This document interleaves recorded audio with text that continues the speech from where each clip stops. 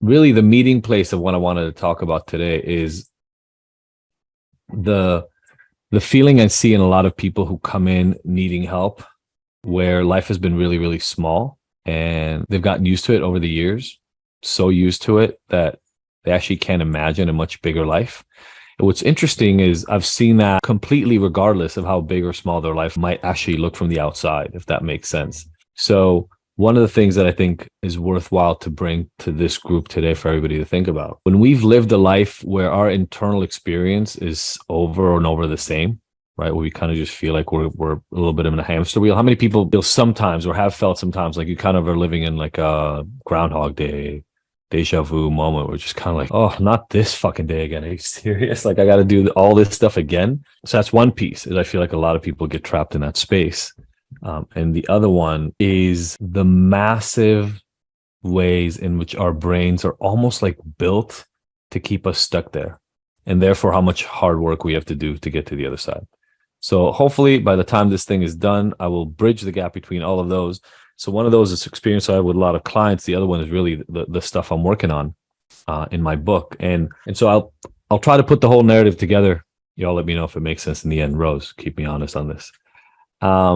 Yeah, Deborah saying what a small mean. I'll give an example. I think examples always work really, really well. I just got off the phone with a person who's interested in doing some work, and she's an I'll say near Olympic. She was on the Olympic team in a year that the Olympics were boycotted, so she couldn't go.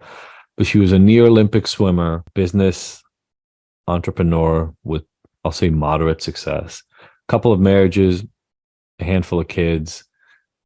Husband died about 5 years ago, and she's been alone for those 5 years.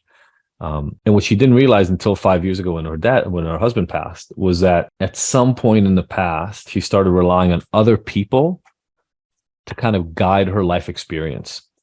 So she sort of just took a back seat in her own life and I'll say circumstances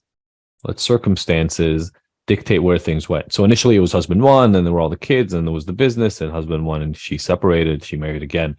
And kind of she just moved from piece to piece. And when her second husband passed, she didn't have a lot of her own personal direction that she wanted to take things in. And that caused, as we talked about purpose and a lot of the other pieces that are important here, that caused a fracture for her. She felt lost and isolated and didn't really know much of what to do. And from that place, she didn't feel like she had any tools to rescue herself.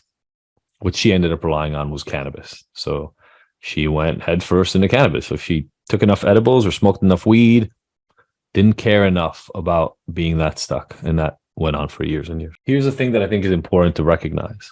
So we'll start with that as a basic story, but I don't think that story is that different than any circumstances any of us find ourselves in, which just they accumulate over time. Does that make sense? They take decades to get to the end point, and we're there for the entire decades. So it looks like tiny little incremental movement in that direction, but then we feel stuck, right? Like at some point we just feel stuck.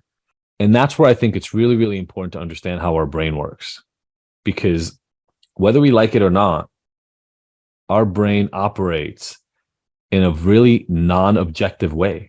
And I think that's really important for us to understand. I think how many people, maybe before this conversation, maybe in this conversation, maybe you already knew this when you were 12 years old.